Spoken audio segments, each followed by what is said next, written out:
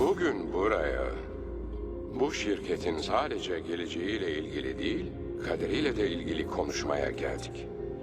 Dünyanın sonunu konuşacağız. Kıyametin tam olarak eşiğindeyiz.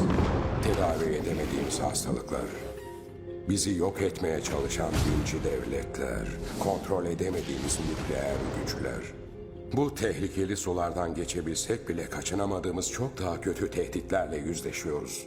Küresel ısınma nedeniyle kutuplar 80 sene içinde eriyecek. Dünyanın yerleşim yerlerinin %90'ı sular altında kalacak. Kontrolsüz nüfus artışı 50 sene içinde yiyecek üretiminin önüne geçecek.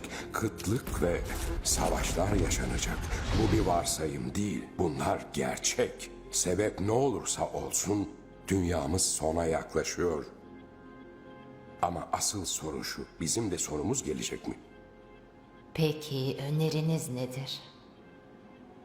Benim önerim dünyanın sonunu getirelim. Ama kendi şartlarımızla. Önceden planlanmış bir kıyamet. Dünya nüfusunun temizleneceği ama altyapısı ve kaynaklarının zarar görmeyeceği bir kıyamet. Bu daha önce de yapıldı ve büyük başarıya ulaştı.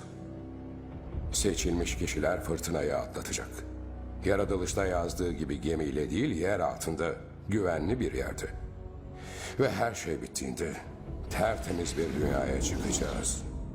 İstediğimiz gibi bir yaşamı başlatabileceğiz. Peki bunu nasıl yapmayı planlıyorsun? Kurtuluşumuzun yolu zaten ellerimizde. İşte karşınızda T virüsü.